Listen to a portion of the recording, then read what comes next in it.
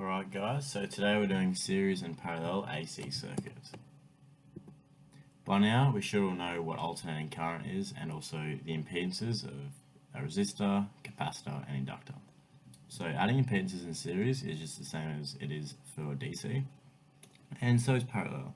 You just need to be careful that these are all vectors, hence the underline under them, so you need to include their direction as well as their magnitude. The voltage divider rule should be very familiar. It's pretty logical. We'll do an example of it now. Okay, so here we have a series RLC circuit with a voltage source of 100 volts with an angle of 20 degrees.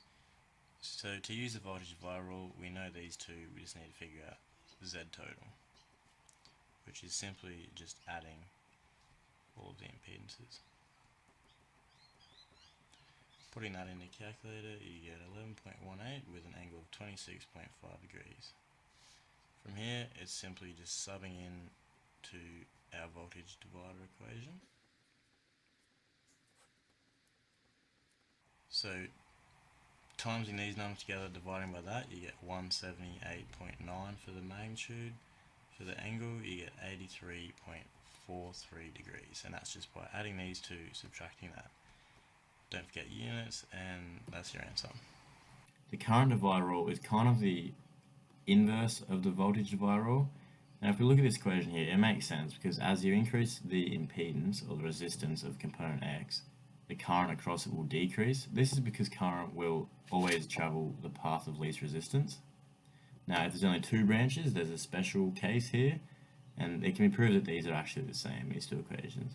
So we'll use this equation to solve this example here. Okay, here we have a parallel RL circuit with a current source coming in of 20 amps with a phase shift of 0 degrees. So the current will come along here and split to go across the resistor or go across the inductor. So we're trying to find the current across the inductor. So using this special case of the current divider rule, we know all of these terms, it's just a matter of subbing in and calculating.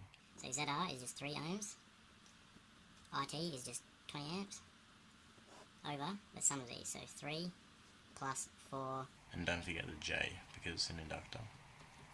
Timesing these together, we just get 60 with an angle of 0. Calculating this, we come out with magnitude of 5 and an angle of 53.13 degrees. This divided by this is 12.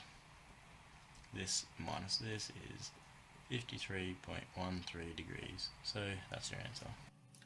Thanks for watching guys, I hope you enjoyed.